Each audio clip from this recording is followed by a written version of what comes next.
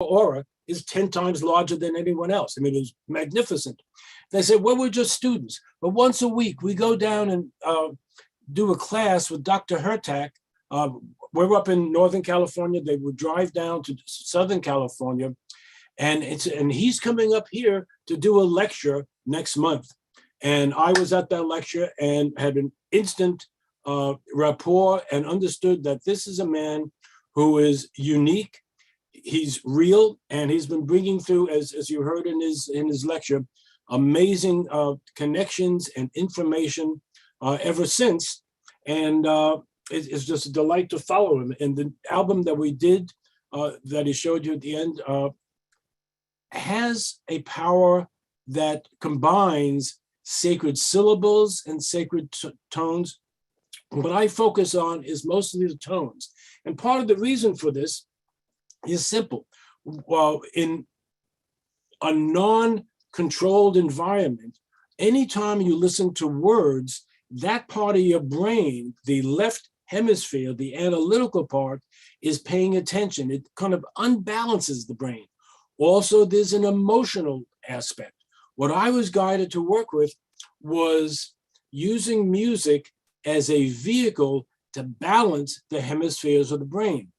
Part of the way that I do this is to not have a major melody, to not have major rhythm, and to use specific tones that are so gentle and inviting. The body is able to accept the sounds of particularly the Rhodes electric piano that I use on many of my recordings. You'll hear that on the album called Chakra Suite, which is what the album that was Christening for Listening, which became Spectrum Suite, because not one plant went into a store to buy this album. But Chakra Suite was its original name back when stores said, we don't know what chakras are. People didn't know what chakras were, and you can't use that title. Having said that, what I have been understanding is that in the arc of my career, what I have been putting out there in the world is information that reminds us of the ancient lineage, the ancient sound healing traditions. Edgar Cayce talked about it in ancient Egypt. All the major religions use sound as a vehicle to allow our own vibratory reality to come into attunement that we may more easily entrain and resonate with the higher dimensions. Now, what that means in terms of music and why my music sounds different and why so many reviewers and critics have said, where's the beat? Where's the melody? I go back to the research that I did with, let me give you an example. If I sing a series of ascending frequencies that you will all recognize, watch what happens in your body, in your chest, and watch what happens in your brain. So when I'm singing the do, re, mi, fa, sol, la, ti, and I don't finish it, how many of you are holding your breath right now? Can you feel that tension in your chest? That creates stress. Your left brain is automatically engaged and analyzing and attempting to predict where the music is going. That unbalances your hemispheric reality. Your left brain is dominant. What we want for higher consciousness is balance, whole brain synchronization. And most music doesn't do that because of the melody, because of the rhythm, because of the predictability. Now, most people, particularly my graduate professors who are addicted, like many classical musicians, to classical music, could not understand that. And they were so locked into their modality of responding to music that they couldn't get into the mindful state of being in the moment, of being at peace in the moment. 1975, when my first album came out, we didn't have words like mindfulness out in the public. We didn't have words like chakras out in the public. Now we do, and people have more of an understanding of what it means to get into this state of balance. Well, in this state of balance, wonderful things happen. Let me just sing that phrase again, the do, re, mi, fa, sol, la, ti, do. When you don't get that last note, you get what I call scaleless interruptus, not to be confused with the more sexual aspect of interruptus as a very fallible form of birth control, but scaleless interruptus creates stress. Most people have no idea that there's a subliminal stressful reaction going on when they listen to most music. Now, this doesn't mean that most music shouldn't be listened to. Of course it should. A lot of music is great. There's an emotional aspect. There's a physical aspect. I listen to all kinds of music. But when you're looking for relaxation and meditation, you want to get music that gets you into a balanced state of consciousness. And that's not what a lot of music out in the world has done. On the Billboard charts, I would dare say my album, Deep Alpha, with a little Billboard Grammy award in there, was the only album, just about the only album ever, that balanced brainwaves and made it onto the Billboard New Age chart. And to be there for 60 weeks, when it first came out in 2012, and then for the last, over the last year, it got on. It's been bumped out now by people who don't play New Age music, the piano guys, and a host of other people that I won't go into what I think about the chart. But the reality is that now that people can make their own playlists on Spotify and Pandora and say, hey, Alexa, play some Halpern, the expansion and the predictions that I received early in my career that the music would be serving the planet, creating more harmony out in the world, is really happening. So if you have CDs, if you're old school like myself, I love CDs. I like being able to put it on my player and listen to the entire album. But however you like to listen is the way that you should do it. But what you should also do is give yourself the opportunity to be there with the music for at least 5 minutes a day. For automatic stress reduction and balance, I'm going to tell you why this is important in a second. Give yourself a chance to come into that state of balance. This happens automatically with most every one of my albums. There's a few that are more rhythmic. That's a different series. But my recent albums like Ocean of Bliss will get you into a highly attuned state that entrains your brain to the dominant frequency of the planet, the Schumann resonance, about 8 cycles per second.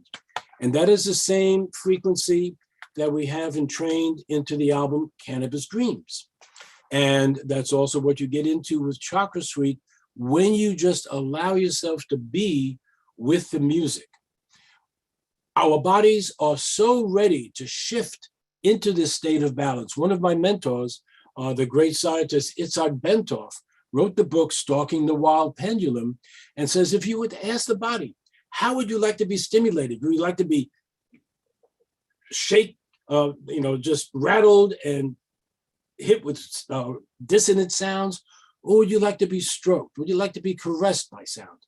I come from the caressed by sound school of being. And that's what I put out a lot over the years. I'm going to talk about the new album in a moment because it builds on everything else that I've been talking about. What we found out, and what scientists like Dr. Hertak and Dr. William Tiller and others have found out, is that when you get into a deeply relaxed state, there was a bestseller that many people don't remember now by Dr. Herbert Benson called The Relaxation Response.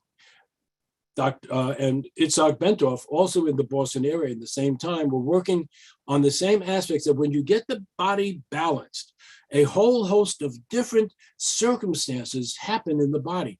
Different neurohormones are secreted. You also secrete the little squirts of joy juice, the endorphins, naturally happen when your body shifts into a state of greater balance. What also happens is when the blood going out of the heart, now that the heart is beating more rhythmically instead of randomly, like with most music, the blood that goes up into the brain pulses the brain in a periodic fashion that sets up an associated electromagnetic field around the head that then entrains naturally, electromagnetically, to the natural electromagnetic fields of the earth itself. So that literally you tap into a much larger power source when you're doing yoga, when you're meditating, and when you're listening to music like this. Now, if you're multitasking, it's not going to work as well. And many people say, well, I don't have time to listen to a whole album. Fine.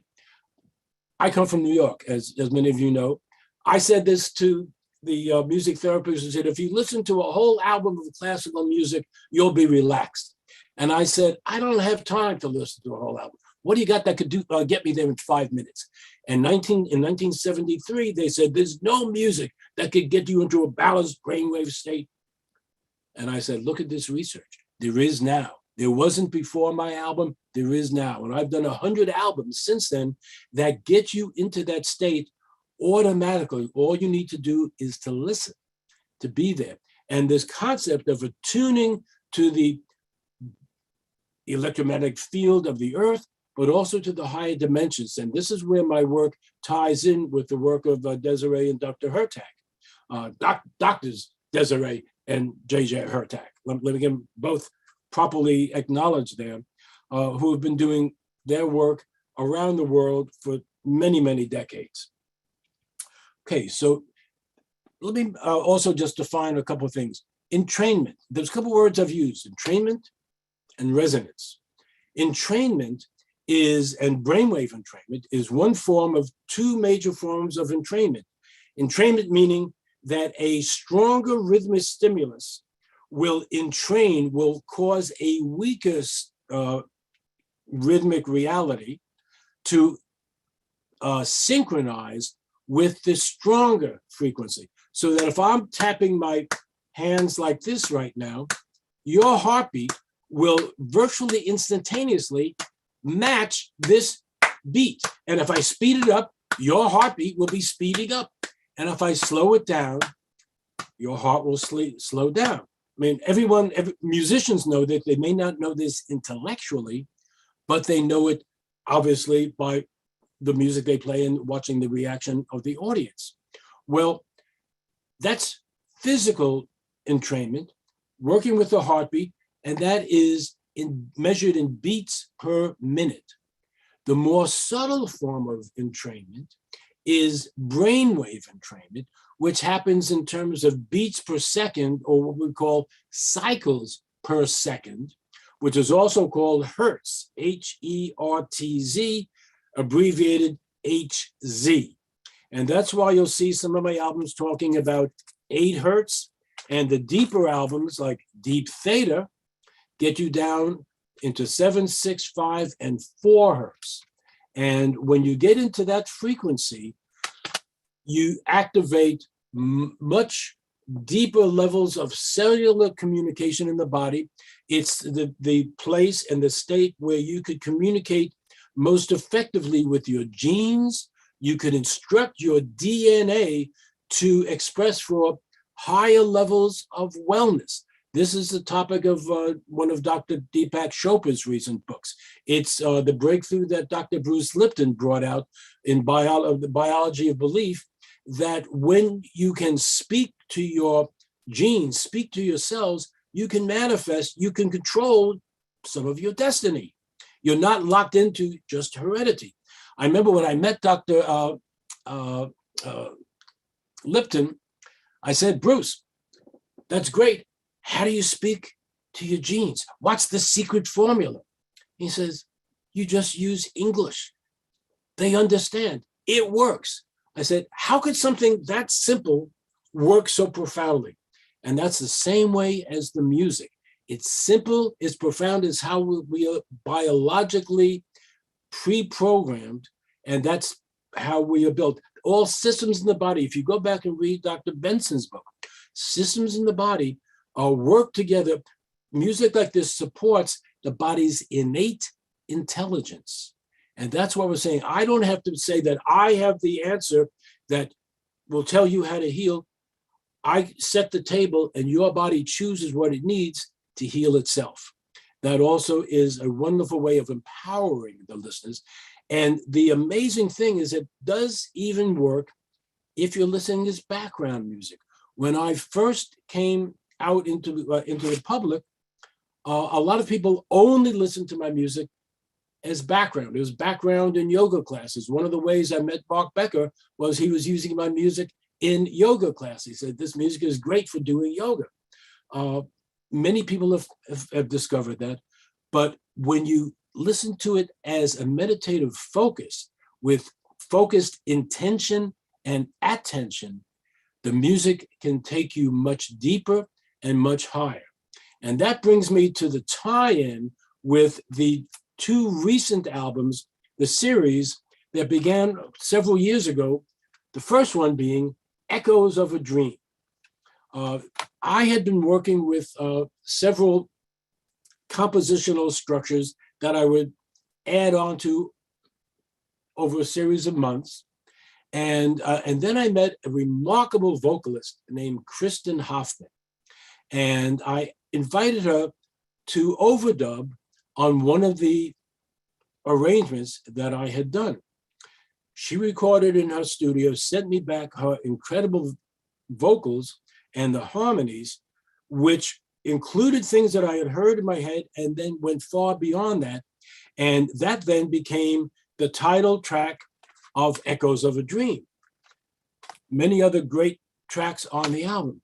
But what was so fascinating for me is that as I listened to the music, as I often do, as I'm falling asleep, I do editing in bed as I'm falling asleep, and then I get edit suggestions in dreams. Sometimes I get woken up, I'm gonna make little notes. Other times, once I hear it, I can remember what I heard. Next time in the recording studio, I will add on to that. And what happened is one of the tracks on Echoes of a Dream kept telling me, we want to be an entire album, or we want to be the focus of an entire album. And I kept adding parts and then taking parts off, making audible what I heard in dreams and in meditation. And that then became the Cannabis Dreams album. Literally, a lot of my inspiration came in meditation and in dream. Now, the other part of the inspiration came starting mostly in 2015, when a leading cannabis dispensary here in Northern California contacted me and wanted me to be a brand ambassador. This was right after cannabis became legal recreationally in California. Before then, I had been invited. I said, that's probably a little beyond what I could deal with right now. But now that it was legal, I said, sure.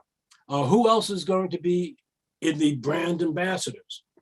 There was Margaret Cho, the great comedian, and several porn stars. I was the only musician. I go, well, this is an interesting population base.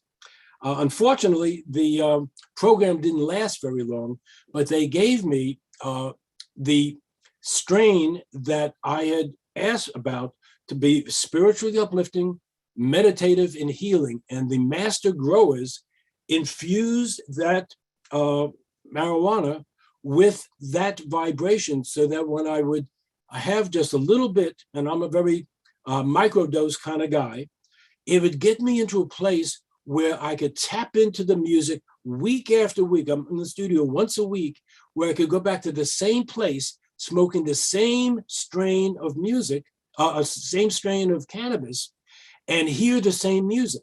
And that became the structural basis upon which I completed Cannabis Dreams. Interestingly, after I finished the album, I read an interview with Carlos Santana in Forbes magazine, of all places, that he was promoting and describing the release of his new line of premium cannabis, grown with the intention of creating healing, uplifting, and meditative experiences to let your light shine. And I said, well, these are the same things that I was working with in 2015. I better try some of this. So luckily, there was a dispensary that were delivered near me. I ordered some, and within 10 minutes, at 2 o'clock in the afternoon, after they delivered my first sample, I had shifted from out of being in my office work mode to needing to go outside and meditate. And this was now the end of October. It was California, it was still an Indian summer, warm day. And I realized his strain was imbued with wonderful, uplifting vibrations. I needed to go back into the studio and record some new music inspired by that strain. And those are the last 2 songs that I added to the album. Now, of course, in my research, in my experience, like some of the people, the old timers, the veterans of the 60s, I started exploring higher consciousness in the 60s. I actually had the honor of being in English 102, freshman English class, with someone who became a major leader in the legalization of marijuana, Dr. Michael Aldrich. And he shared with us that in order to really get deeper into the music of the Beatles, particularly the song that he was featuring that day, Tomorrow Never Knows, featuring some of the lyrics from the Tibetan Book of the Dead, you needed to be in the same state of consciousness. And he would say that, of course, because he was a librarian and a research scholar, he had researched the use of cannabis and related substances going back 5,000 years in many, many cultures around the world. And most people who have turned on to marijuana have no inkling of how honored this herb has been in South America, in Asia, in the Middle East, various variations like keef or hash or whatever. But the fact that this would uplift consciousness and bring us in closer contact with the divine is all part of higher consciousness. I don't know how many people have researched yet the effects of having some ingesting or smoking marijuana and seeing how that balances brainwaves. And I believe that really changes depending on the strain that you smoke and how much you smoke, in the same way that just saying listening to music is a useless phrase. What kind of music? Even if you say listen to classical music, what kind? Even if you say listening to Mozart, I have 12 different versions of one Mozart sonata. Which one is the correct one that's most like Mozart? We have no idea. None of us have heard Mozart play. And we do know from all the stories we've heard, Mozart was a very ADHD individual. So his music might help people who have ADHD calm down, but it makes people like me more hyper. And that's why I never found myself so attracted to a lot of classical music, searching for the quiet beyond that storm. Well, going back in music, as I mentioned, we have anecdotes and historical records, although we can't hear them. We know that music was used in ancient Egypt and China and Greece, the great Pythagoras. And many of us trace our roots to the ideological patron saint, Pythagoras, and the theories of sound healing and concepts with that. It seemed natural to put together these 2 ancient lineages and say it's time to look at the entourage effect to get even more benefit by consciously selecting certain strains and certain music. And as always, quantity changes quality. So you may, if you're wanting to explore that, look at less is more. And I also want to point out that you don't need anything other than the music. As I was working with this, the phrase popped into my head. This album, in fact, most of my albums, create an auditory contact high.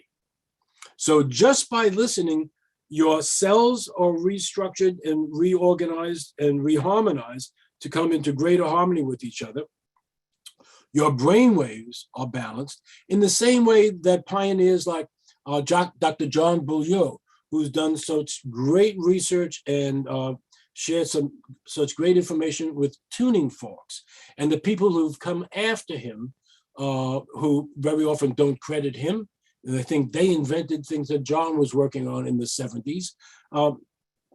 Like myself and like Dr. Hertak, we were doing stuff in the 70s that 20 or 30 years later, people come out and say, we invented this or we discovered this. And we're going, wait a minute, we have this book, we have this album from, 30 years ago. The book that I did for Harper and Row, Sound Health. You'll find chunks of this in many other people's book, always uncredited because they use so many of the concepts. But back then, we could even talk about healing. That's why this was called Sound Health and not Sound Healing. At that point, the FDA was still saying, if you're working with music and creating relaxation, we consider, at least one of the representatives from the FDA that we met, a bunch of us in the industry, said that we consider an album like this could be a medical device. And since you, Mr. Halpern, are not an MD, we think we might have a problem there. And I go into that in my memoir, which I'm working on now.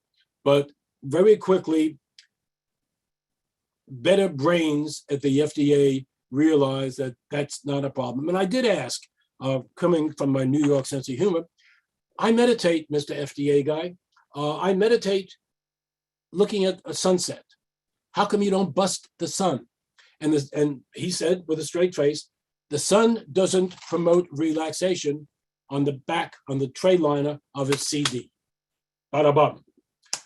So at that point, he said, you have to take out the words brainwave entrainment and relaxation from all your albums, which was a major undertaking. And the next year, that whole political landscape changed and everyone started talking about healing and brainwaves and music.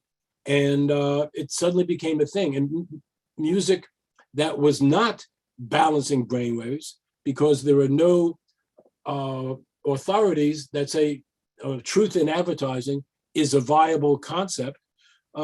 People could say anything. And music that I know was very unbalancing was being heralded as relaxing, brain balancing, etc.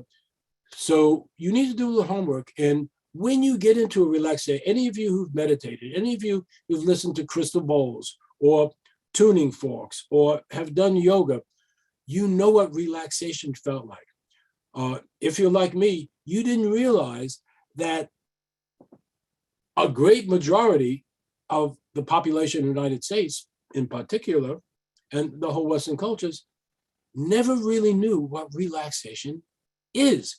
They think that watching a football game or a basketball game is relaxing. Anything that wasn't getting yelled at by your spouse or by your boss was relaxing. Not true. One of the things that I learned in my early research was that when you ask the body through galvanic skin response, through brainwave measurements, etc., the body will tell you if you are relaxed. And we had several people in that first study who got so stressed, according to their biological output, in the galvanic skin response, what's used for lie detection, that they were so out of touch with their body that they think that they were relaxed. And maybe for them, that was relaxation. But it's not a viable, meaningful, and healthful level to not be able to get into relaxation state. Again, going back to the work of Herbert Benson, one of the best things that you can do for yourself is to build in moments of relaxation into your daily life. If you don't have a 20-minute period to meditate, the type A adult ADHD version is take a couple minutes a couple times a day. One of the reasons I did this album, ADHD Mindful Music for Enhanced Focus, was because people in the ADHD and ADD community were contacting me and saying, our son, our classroom, we use your music and students are able to focus and stay concentrated better than anything else we ever tried, better than drugs, which got me in trouble with the pharmacy industry, that was the pharmaceutical industry that was selling drugs to that community. And some of them are needed and some not. Some people work well with Mozart and classical, some don't. What I'm suggesting is that not only for children, and of course now with so many people with the pandemic working at home or in classrooms, we need all the help we can get. And it's about time that we use music more consciously, more specifically, to do what it can do, even in the background. And I've had teachers in high school from Beverly Hills to South Carolina, California to Washington, all over, even down the road from Dick Cheney up in Wyoming or Montana, wherever he is. There were teachers who I met at a conference who were using my music, and they said, we don't tell them what we're doing. We just know that our students are performing so much better now since we started using your music, but you don't have any albums that have the word ADD or ADHD, which is what we need to sell it to the school board. So as a producer, I took the music that they were using, which included music from Chakra Suite, Ocean Suite, and Comfort Zone, put that together, put a new title, and guess what? It worked on me even more than I thought it would when I was doing it, which is why I also did a version with subliminal affirmations to really focus consciousness and to allow me to work with greater efficiency rather than procrastinating as much. I'm more organized. So even though I knew what the words were, because with a subliminal audio soundtrack, you don't hear the words, but your subconscious mind does. And it goes directly in, there's no conscious resistance, and you can operate more effectively. And what the research is showing now is that there's a lot of adult onset ADD and ADHD. It's not just for kids. People who weren't necessarily that way through much of their lives because of all the 5G and the electromagnetic pollution and everything else that's going on. We are more of that now. And I recognize some of those symptoms. And for me, when I meditate, it's like, well, what should I do about this? It's like the answer was simple. Hey, you're a musician, you're a composer, you have access to the best music for this. Put together a product that will help you, that could also help people out in the world. And the fact that it's now available in the streaming universe, Alexa, play some Halpern, is a revolution. And it's also, when you tap into those streaming platforms, like Spotify or Pandora or iTunes or Apple Music, etc., and even now Amazon, but the ones that broadcast to everyone, what I discovered and what came as it's a meditative insight when I was at my chiropractor's office, who have their PA system tuned to my Pandora station because it works, not just because I'm a patient there. They were doing that before I became a patient. That when the track one, Chakra One from my Chakra Suite album, Keynote C, Color Red, comes on, because millions of people have listened to that album since 1975, all around the world. And we've all gone into a balanced brainwave state where our electromagnetic frequencies around our head interact with the dominant frequencies of the planet. We all are linking together, and that's the concept that Mark mentioned in the intro of morphic resonance. There is a habit in the earth field that when people hear this music, it makes it easier for all of us to go into that state. It makes it easier for new people to get into that state. And the scientist who brilliantly came up with this theory, Dr. Rupert Sheldrake, go back and check his books. He was well known back in the early days with the concept of the 100th monkey phenomenon, where when you get a certain critical mass of consciousness, that wonderful things happen. But he's gone far beyond that. And I my sense, in my opinion, and in my early research, I believe that this is really happening, that when people hear music that millions of other people have heard, and that's the other thing about the streaming platforms, instead of having thousands of people like at the Expo, millions of people now can listen to the same piece of music at the same time without knowing that other people are listening to it, but we're all going into a heightened meditative state more easily. Now, on your own, when you take time, you have your own experience, but these are ways to maximize your own well-being and do something nice for your body, mind, and spirit. Your cells appreciate it, your consciousness appreciate it, and it really takes being on the planet to another level, because we are now dealing with so many more vibrational assaults than we ever have been before. When I wrote my first book, Tuning the Human Instrument, and in Sound Health, there were big sections on noise and noise pollution. And Mark always likes to comment about that, because when I would visit him back in the 1980s at his apartment in New York, I would hear all these noises and I'd say, what's making that noise? Or, I can't sleep. What is that? Well, it was the refrigerator in another room, or it was the gas pilot on the stove. He didn't hear it. I hear it. I've also been tested at audiology labs, and I'm one of those people who does hear beyond the machines. I hear beyond the frequency range that they're able to measure. So it's not just metaphysical, but a physical reality that I have to deal with is it's a double-edged sword. It allows me to hear the music that I do, but it also means that I get stressed by a lot of sounds that don't bother a lot of other people. But music, like the music I do, helps balance that out. And when you nurture and enhance and support your own nervous system, your own biological reality, you're better able to deal with what is going on in the world around you. It's just like getting enough sleep. It's just like getting enough vitamins and minerals in your food or in your supplements. We need that now because we're not living out in the country 150 years ago. So those are all really important things. If you have crystal bowls, or even one crystal bowl, I believe that everybody should, if I were president, everybody would have a crystal bowl or a Tibetan singing bowl at home. And let me just demonstrate this. And you may be able to hear the subtle pulsations of this 18th century Tibetan bowl, which I'm just going to strike. It's often called a singing bowl, but we're just going to listen to it, and then I'll give you a secret.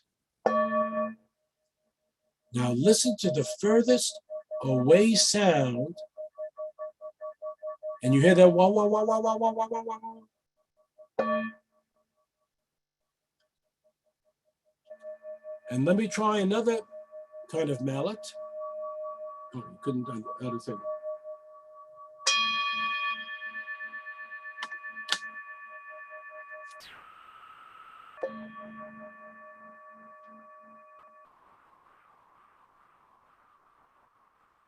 So within seconds, that will change your physiology. Within seconds, that will change your brain waves. And within seconds, it's legal, it's non-addictive, it's non-fattening, there's no harmful side effects. That's why so many traditional cultures used instruments like this, because it took them into the alpha state and some of the bowls into the theta state.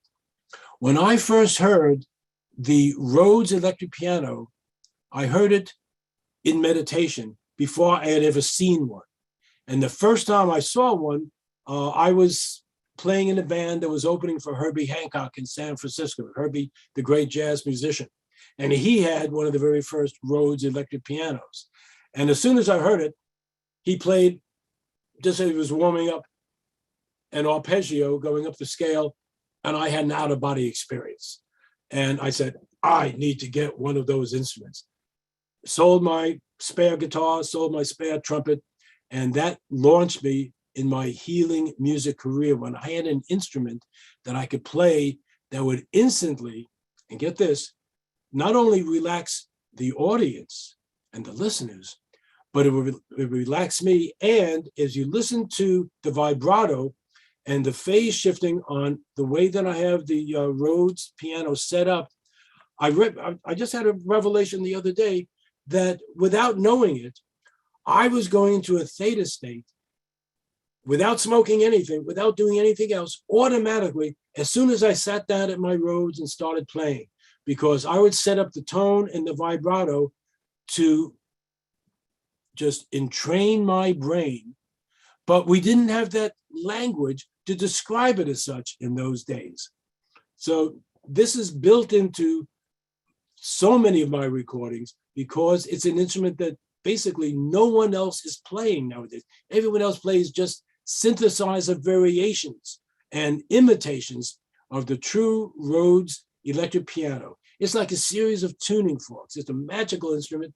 Harold Rhodes was so delighted that I was promoting his instrument for healing, because that's what he invented it for in the 1940s for shell-shock war veterans, that I was named one of the Rhodes Scholars.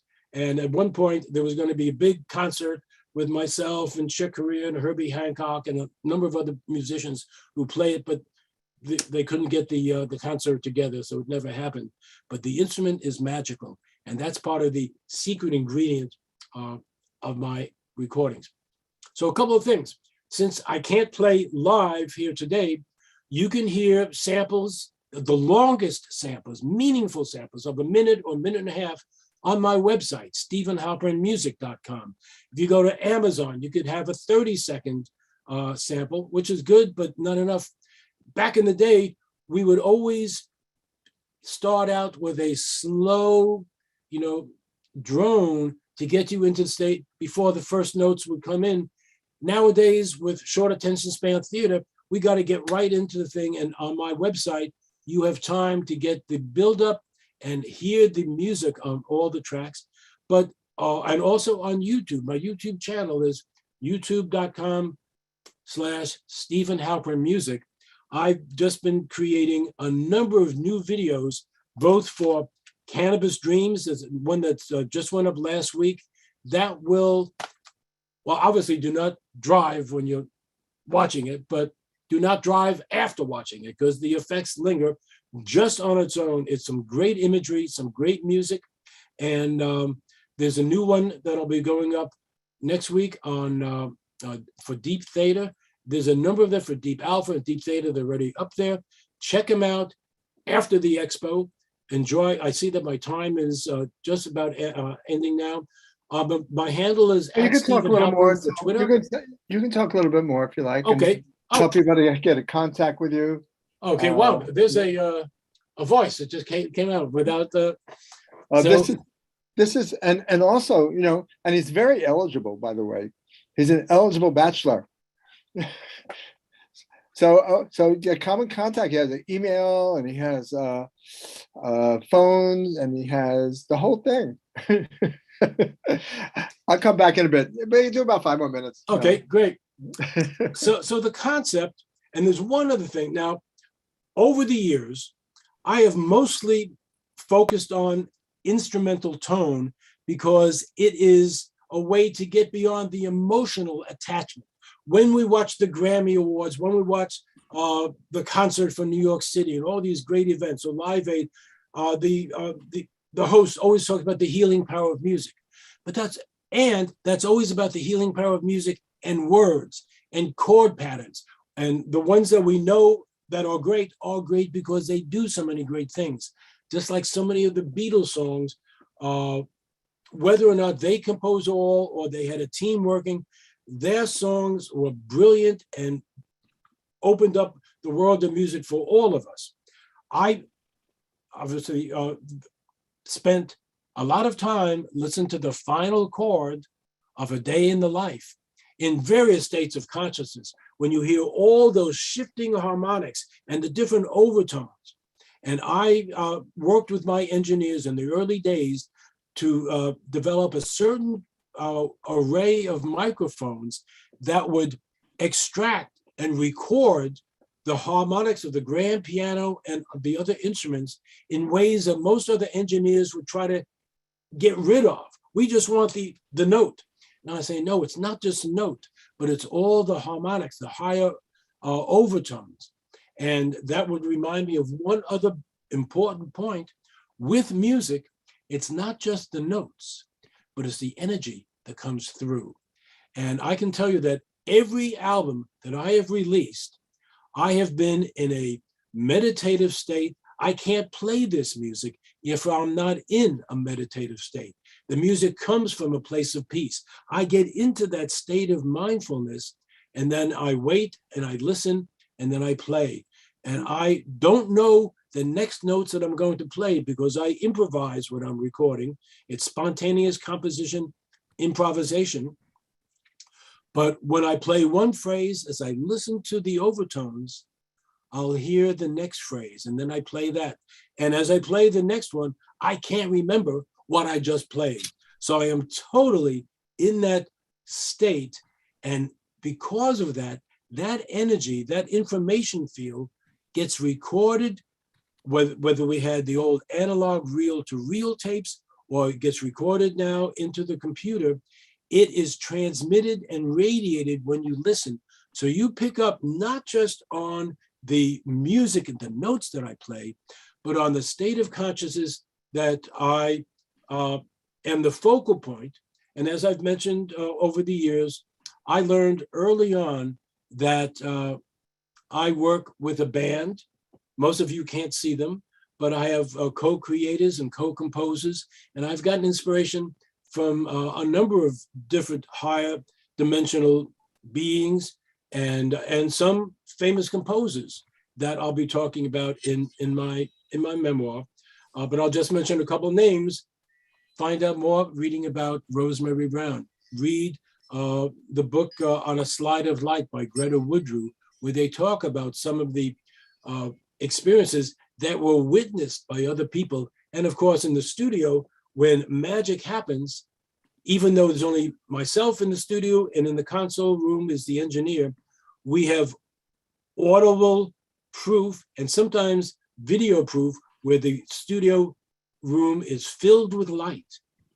And then we know that, yes, the band is in the house, the band of angels, the band of, they don't announce to me by name, but I could feel the energy. And that's been part of the secret ingredient that has really helped take the music to a higher octave, and a blessing for all of you. So thank you so much for your attention today. Do get in touch. Inner Peace Music, StephenHalpernMusic.com. Info@innerpeacemusic.com is the email to get through to me. And God bless, and I'll be tuning in for the rest of the Expo afternoon and tomorrow also. See you later, my brother. Bye for now. Okay. So right after Stephen, right, is going to be Jill Dane. Jill Dane, our Florida psychic, is going to be talking about love and relationships. And in the Kips Bay room is Kat James. She is here from Montana. She'll be virtual. She's going to talk about the ultimate biohack, harnessing leptin to transform your body, brain, and looks. So again, Kips Bay room is Kat James. And in this room right here will be Jill Dane. And Stephen Halpern, you're the best. Love you. Thank you. Love you too. Bye now.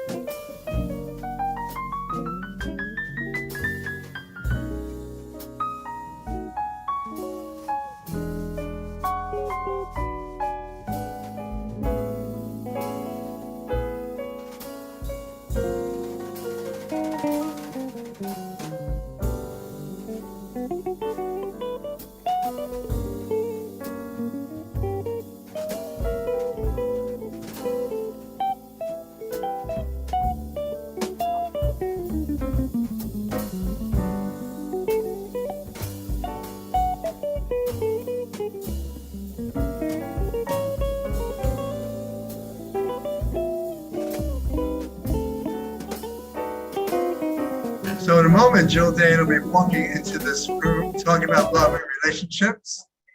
What is your advice about love and relationships? Excuse me? What's your advice about love and relationships? What is my about love relationships? Well, I'll tell you my experience and in relationship, that in relationship, once you know what you don't want in your life, then when you'll meet the right person. Meaning that, okay, when you know, like most people say, they know what they want in their man or woman. You have to know what you don't want.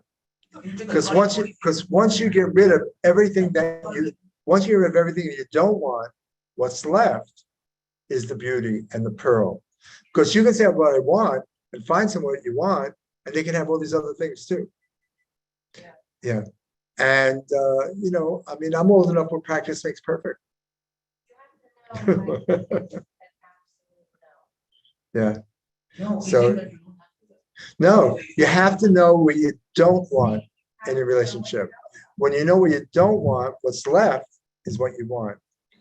Because if you pick what you want in a relationship, the person may have what you don't want also. And usually find that after. Because you know, you get first, you'll be infatuated and then realize, oh my God. But if you know what you don't want, then oh, what you got is the pearl. What's left is you know, the cream to the top. And that's what makes a great relationship. Yeah. Yeah. Because honestly, divorce is costly.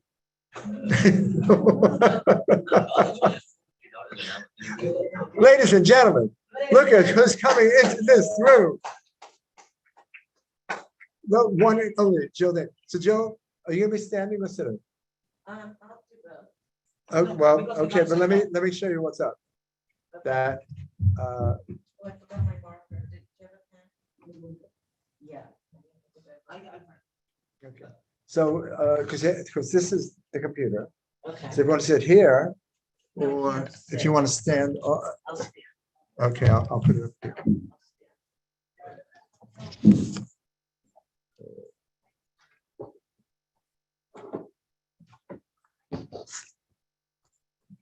I know the hell that's so, but everyone knows I drink soda. Mark, do you remember what happened? Last time I was here, the last time, I ordered 15 pizzas for everybody to eat. And Mark took them out of everyone's mouth. Jill, this is a hell Expo. Then we locked them out of the room. We had 5 more boxes. Yes. Thank you so much.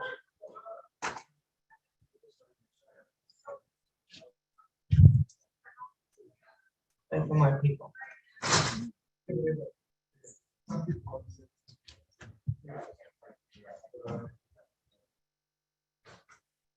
Those are shoes. You like the shoes? Yeah, you really. When have you ever seen me come with no shoes? We're monster shoes, right? Yeah, where do you want to stand? Do you want to stand there? Or this is This for is the good. camera? This is good. You just look better on the camera. Oh, You come closer. come You come closer. closer. Okay. Let me know that.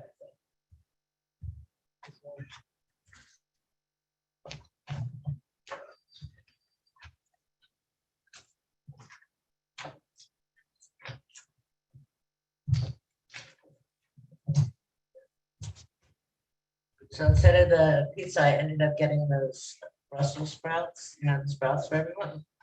Health Expo. Yeah. That's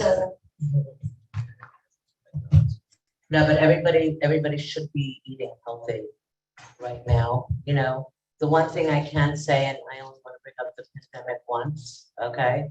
Because I want to visualize that it's going away, right? I want everyone to manifest and make like it's heading away, which it will be. You're gonna mark my words.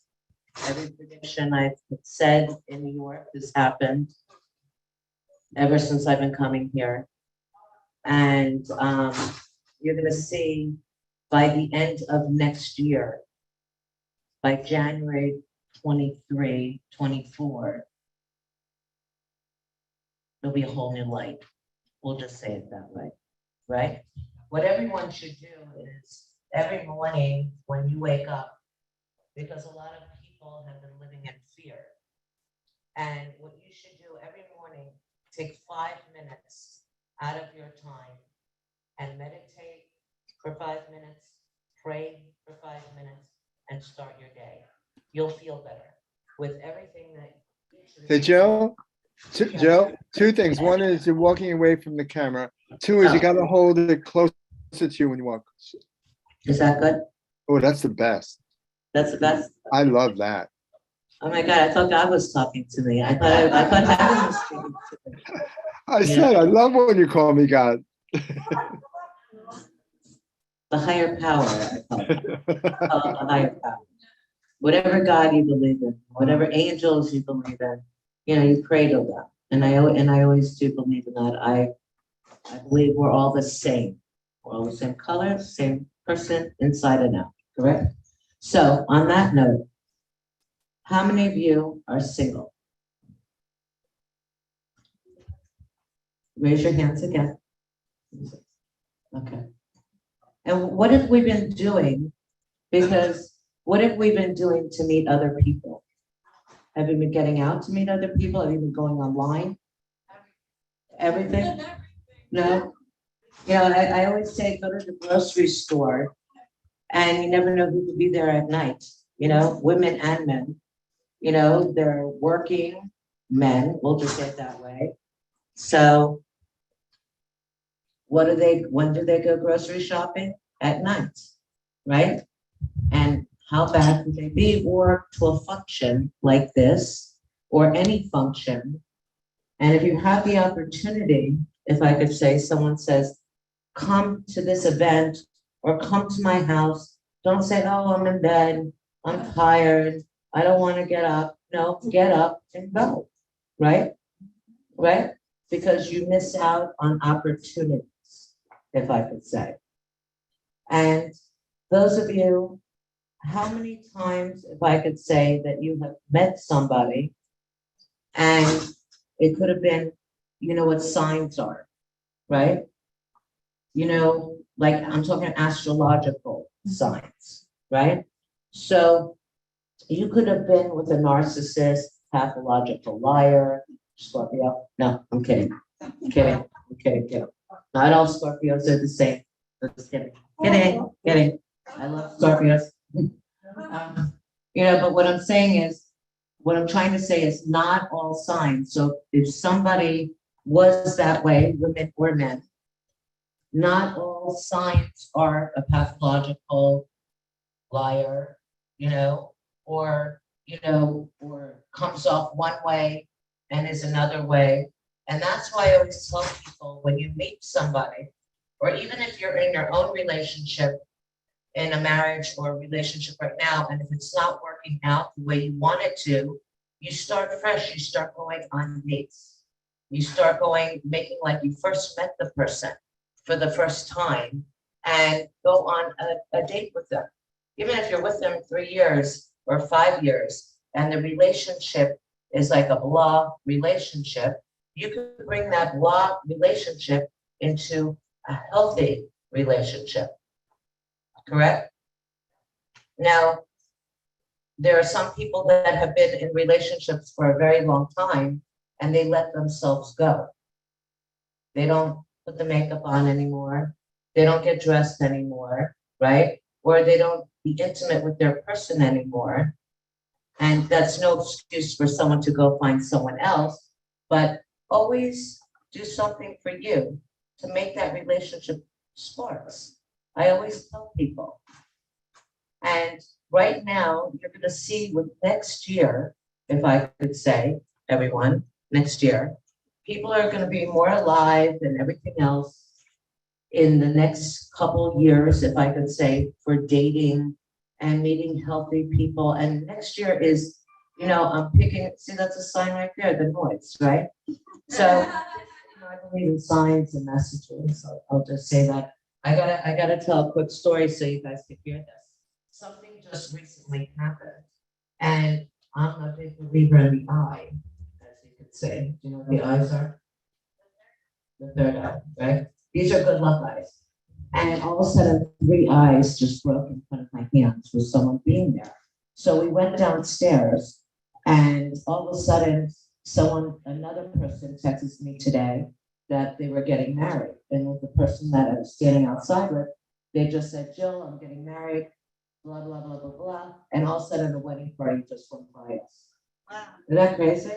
That's called signs. Do you guys pay attention to signs? Do they follow the signs? Do you listen to the signs? Listen to them? Do you listen to your dreams? Do you pay attention to your loved ones that talk to you in dreams? No. Do you forget your dreams? Yeah. How many of you forget your dreams? Okay, so you're gonna write this down so you're not gonna forget your dream. Okay, get a pen. See, that's a sign, voice.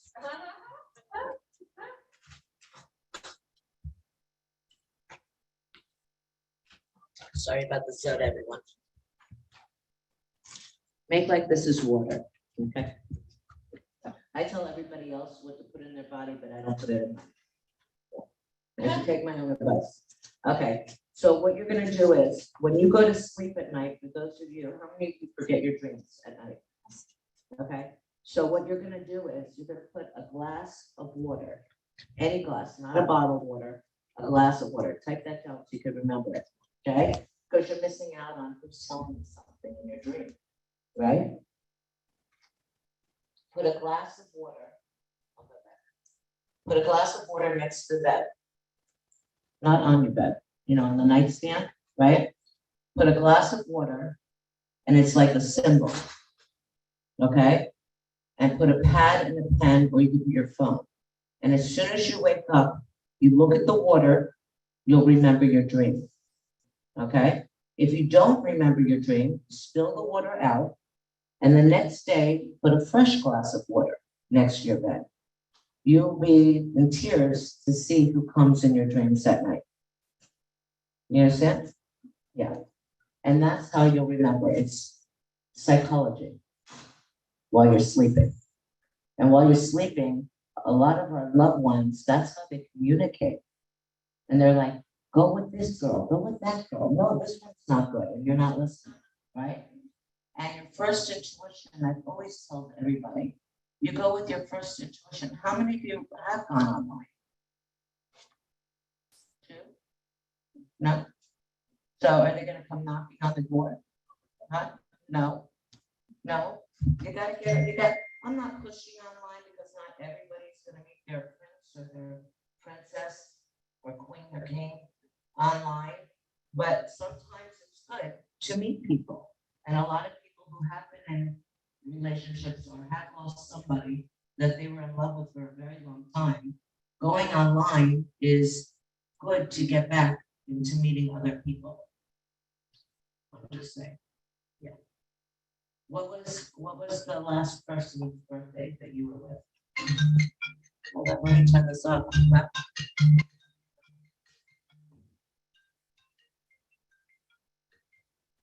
we go. What was the last person's birthday you were with?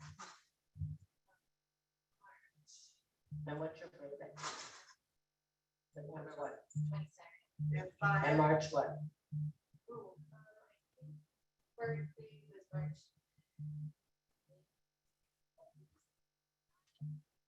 No one's a Pisces in here, right? No, I'm not. And I know Pisces. I was about to say there was a there was these, no. Pisces has been in my life before when I was really young. But Pisces aren't good for you. I know. You understand? And you keep coming back Yeah. to that. And I I still feel another Pisces coming. Oh, no. Yeah, Oh, see, thank no, but it'll be a good one. Oh, a good one. A good one. I gotta walk over here, I'm sorry. It'll be a good one. That's why I always say, when I would do the horoscopes for the Globe magazine for like 18 years, okay?